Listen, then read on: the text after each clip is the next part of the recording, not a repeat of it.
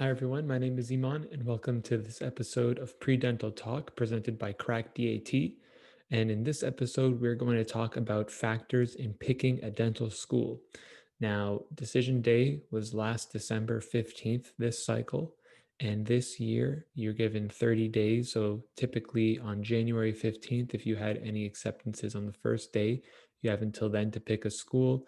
And I know certain people will receive acceptances later on in the month, and the process really continues for the next couple of months, all the way up until the first week of school. And I've heard stories about people getting in like a month before, a week before, etc. So I thought this podcast episode would be helpful for those of you who have multiple options to consider. Perhaps you didn't get into your first choice school and now you're weighing your other options of what choices you have, or perhaps you just have multiple acceptances, or you have certain acceptances that come in at one time and you're trying to rank the schools. Whatever the case may be, I'm here to talk about my experience in picking a dental school to attend, and we're also going to have an interview with Lauren about what factors she chose in picking a dental school. So, in a second, I'm going to kick it to my interview with Lauren, my fellow pre-dental student who is committed to a school. We have a conversation about what factors she's looking for in a dental school and other things in terms of picking dental schools in this process. But before I get to that interview, I would be remiss if I did not tell you guys that this episode has been sponsored by Dental Grams. Now, Dental Grams is a website where you can get some cool merch if you're interested in phone cases, mugs, socks, t-shirts, backpacks, towels. There's lots of different stuff you can get to show off your entry into this new profession. So I'll show you guys. I actually got this phone case right here. It's pretty cool. It's got a tooth winking and then a bunch of other little teeth in the background. It's a cool case, nice and lightweight, but protective. And it brings a little bit of flavor. I've already got comments on it from my family here at home. They like it, and I like it too. So if you're interested in a phone case or any of the other merch I've recommended, I tell you guys to check out dentalgrams.com and use the code podcast to get 10% off your purchase. So if you use the code podcast, you get 10% off your phone case, your mug, your shirt, your socks, your backpack, whatever you want to get, 10% off, and you can show off your dental passion. Hi, Lauren. Thank you again for coming on to the podcast, and I really appreciate you being here. Thanks so much for having me. Awesome. So I just got a couple questions for you. Obviously, this last month we've been picking through a couple of acceptances we've been lucky to receive, and I just want to talk about and share the decision-making process of people who are perhaps still have some options left on the table at this point, or in future years they can start thinking about this as well. So the first question I have is, what were the three most important factors for you in picking a school at the start of this process? Right. So I think I really started putting together my list of schools a while ago. I think maybe it was a year ago, where I really started looking through, and I had this book from Appl that had a list of all the dental schools in the country. And I would just look through it and sort of get a sense of all the different programs that were out there. And in doing that, I think is when I really started to think about the factors that were most important to me in deciding where to apply. So I think the first one, the first way that I was able to narrow down schools was based on location. So just looking at where I wanted to live, like where ideally I would want to live for the next 4 years. For me personally, I'm more of a city person, and I'm someone who likes to live in a city that's walkable or where I can access lots of things. So that was a big factor for me. Another factor for me was curriculum and class size. So ideally, I wanted programs that were a little bit smaller and schools where I would get a good foundation, of the science and the medicine behind dentistry, but also get good clinical skills. And then I think the third thing that really helped me narrow down my list was just the prerequisites at each school. For example, for me, I didn't major in science in undergrad. I majored in psychology. So my schedule was a little bit packed, and I wasn't able to take anatomy and physiology, for example. And some schools require anatomy and physiology. So those programs I eliminated from my list. So I wanted to look at, schools where I'd be able to really fulfill all the prerequisites on time before applying. That's actually pretty smart of you to say, because two of the schools I was heavily considering, both of them, I actually still have some courses I still have to take. Well, just one course. I have to take microbiology still. And me being in a gap year, I'm going to have to take that one online. And I know that costs some certain amount of money and time. So Right. definitely an asset to rule those out in the beginning. But yeah, I mean, when you were talking about that book as well, looking at the idea, the schools and the list of schools and the different factors. And that's something I looked at too, like over a year ago. And it's kind of funny because I think over time, I was very into location at the beginning. But then I'm starting to think about other things like cost and, Right. um, other certain factors, like you mentioned, the curriculum itself. And I think just in general, doing the interviews and hearing from the professors, you learn different things about schools and different aspects that make different schools appealing. So I know for me, that list has slightly changed from when I was first researching things as a fourth year in university compared to now. And I was wondering for you, from the beginning up until when you made your decision, if those factors still rang true for you throughout that whole time, or if any of the factors gained or lost a little bit of weight there. Yeah, that's a good question. For me, a lot of those factors still held true. So I still was really looking for a location that I thought suited me. Still wanted the small class size and all of that. But I agree with you that cost definitely becomes a lot more important. I think once you have your acceptances in front of you and you're really thinking about the money that you're going to invest in your education, it really feels a lot more real. I know when I was applying, it was more of an abstract thing. And I did eliminate some schools that I thought were too expensive to justify, but I didn't really think about those cost differences that much until I was deciding. So I would say cost did become more important as I was making that decision. And then I think also just going through the interview process and talking to students and talking to faculty, you kind of get a different sense of the programs that you might not get just by looking through a book or just by going on their website online. So I think having those experiences, talking to people at the different schools, I was able to get a better sense and sort of think about, where did I see myself fitting in the best? What kind of feeling did I get on interview day? What students did I connect with the most? And this year was really hard to do that, obviously, because everything was virtual. So I think in future years, when you can go and visit the school, that is a lot easier. But for me, I just tried to get the best sense that I could based on my virtual interviews, which was tough, but I still did get a sense of what each school was like. Yeah, definitely. I mean, I think certainly in this year, like you mentioned, it's harder than most years when you can actually go to the city and experience the school, especially if you're applying to schools that are farther away, that are not necessarily a car drive away, but to fly. Um, so, I mean, for me, I think that certain schools with the virtual interviews, they did a very good job of introducing you to students and faculty that made you feel welcome. Whereas some other schools, there were the Kira assessments, which Right. weren't even like a Zoom interview, is kind of like a pre-recorded thing. So, for me personally, when I was making this decision, I know that I just went on Instagram and I DM'd a bunch of students. I went on LinkedIn. I tried to contact some people that way. Actually, that was much less successful. So, if I give anybody some recommendations, I think try to find some other lines of communication because I didn't get a lot of LinkedIn responses.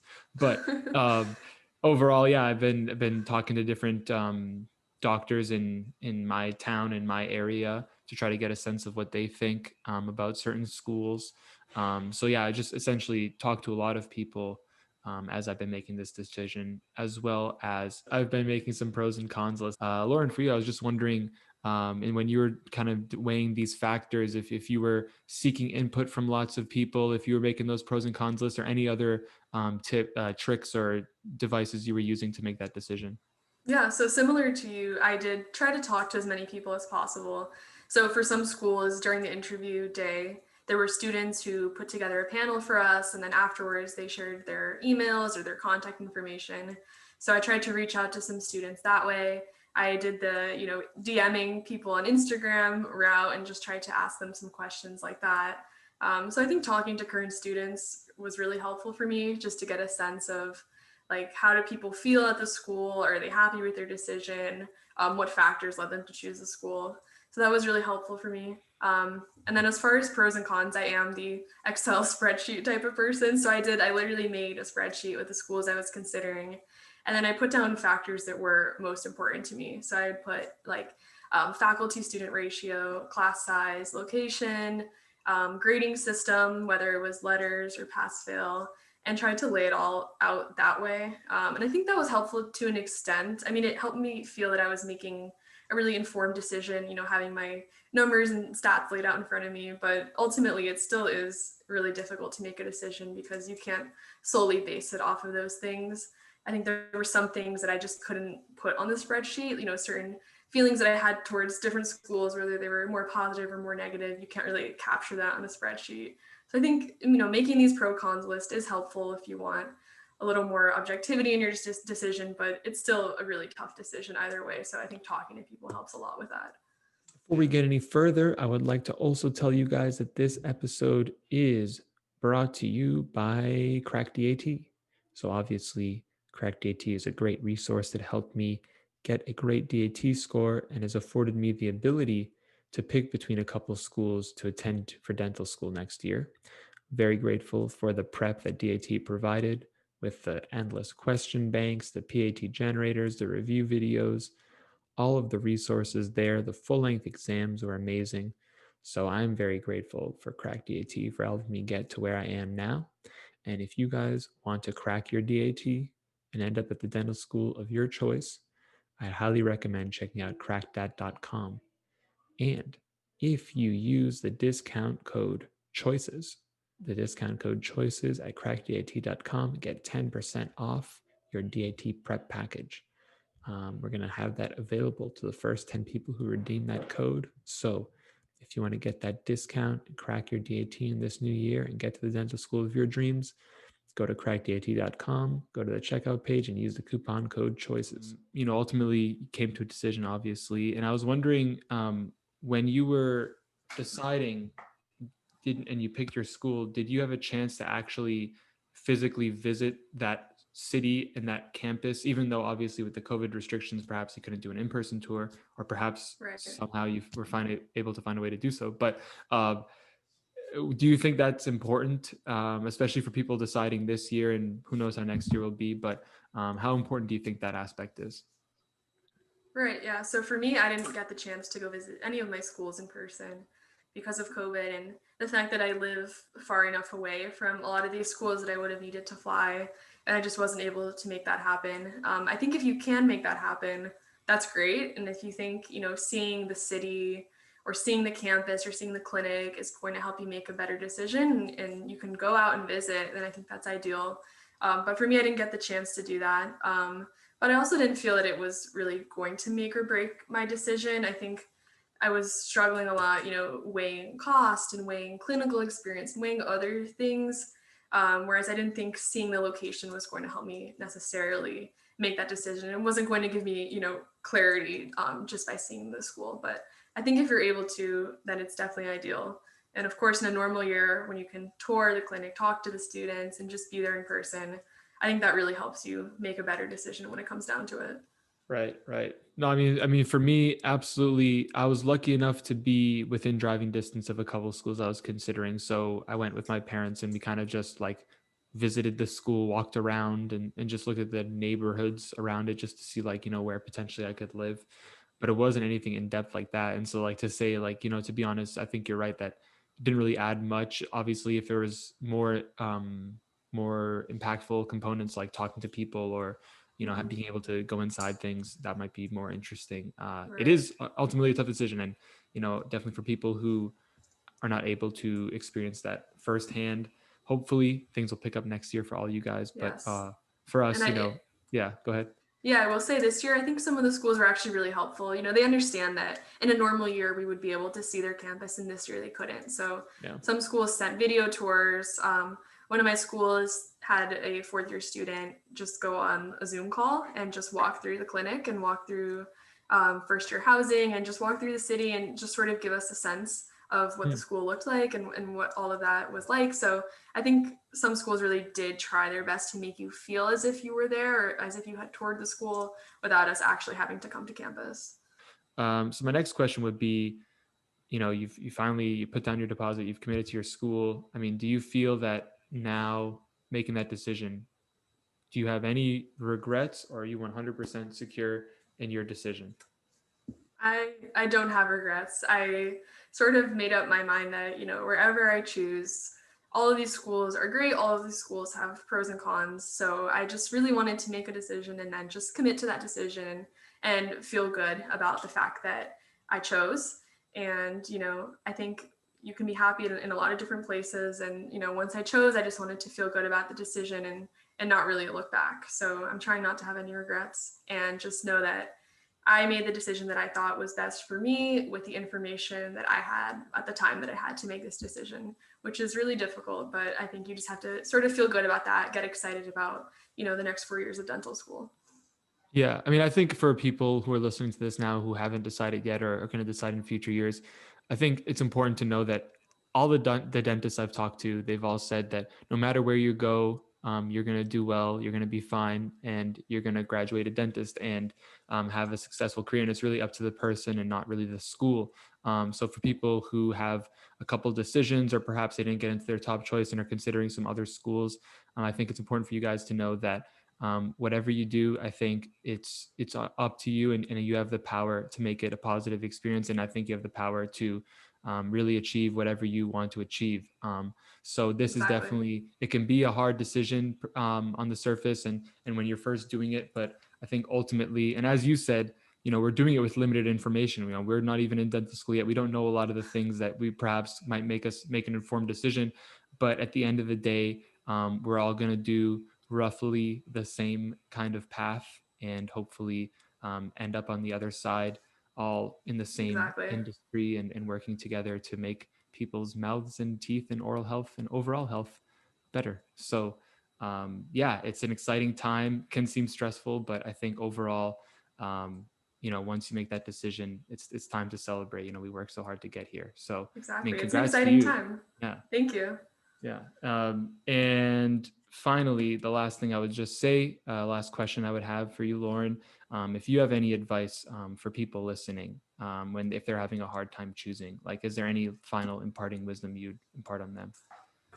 Yeah, I would say my advice to someone who's in this situation and is deciding between some programs is just think about what matters most to you because this really is such a personal decision.